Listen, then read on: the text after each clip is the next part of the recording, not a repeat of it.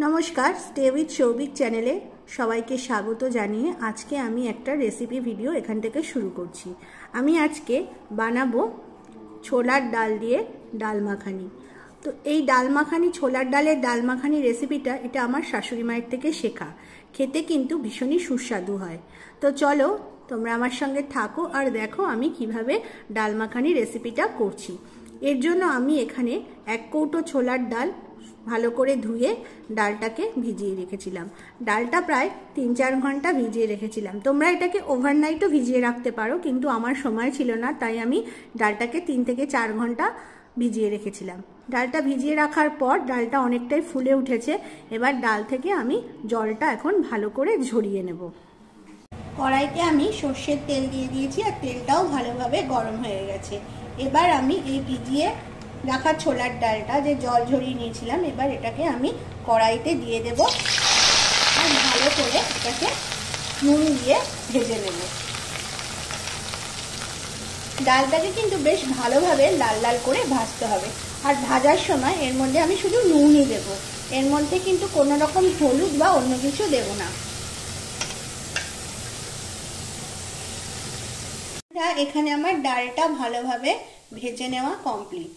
এবার আমি প্রেসার কুকারের মধ্যে ডালটা দিয়ে দিচ্ছি।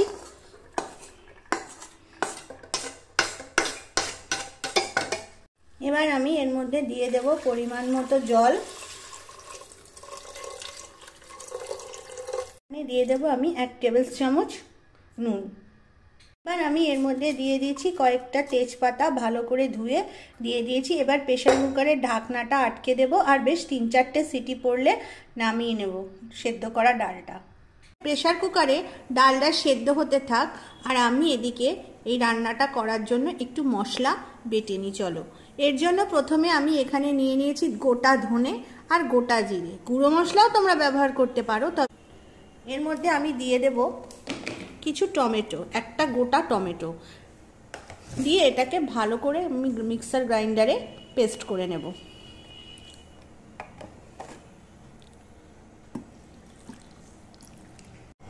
বন্ধুরা এখানে আমার সর্ষের তেলটা গরম হয়ে গেছে। এবার আমি এর মধ্যে কয়েকটা এলাচ থেঁতা করে নেব।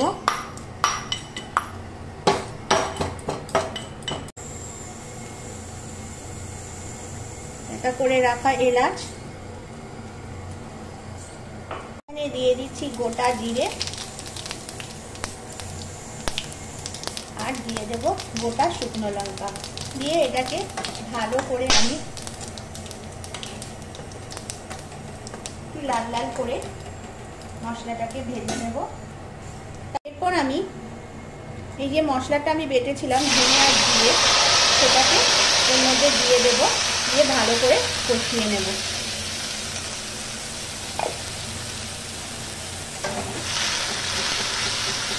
চলো এখন মশলাটা কষাতে থাকি আমি। ওদিকে ধনে জিরেটা কষানো হচ্ছে আর এদিকে আমি বানিয়ে নেব আরও একটা মশলা। এর জন্য আমি এখানে নিয়ে নিয়েছি কাঁচা লঙ্কা ও শুকনো লঙ্কা আর আমি এর মধ্যে দিয়ে দেব বেশ কয়েকটা রসুন। এর মধ্যে আমি গোটা 2টো রসুনের ব্যবহার করছি, কেন এই রান্নাটায় রসুনের পরিমাণটা একটু বেশি লাগবে। আর দিয়ে দেব গোটা আদা 8টা, দিয়ে এটাকে ভালো করে আমি বেটে এর একটা মিহি পেস্ট বানিয়ে নেব।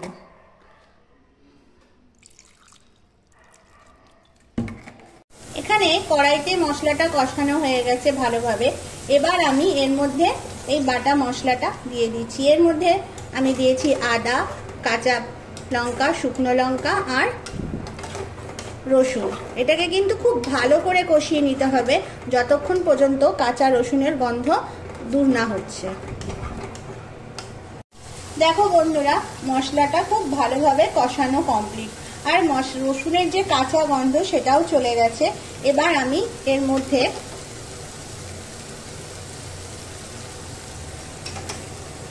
এবার যে সেদ্ধ করা ডালটা ছিল সেই ডালটা এবার আমি দিয়ে দিচ্ছি। ডালটাও খুব ভালোভাবে সেদ্ধ হয়ে গেছে। এবার সেদ্ধ করা ছোলার ডালটা আমি কড়াইয়ের মধ্যে দিয়ে দিলাম।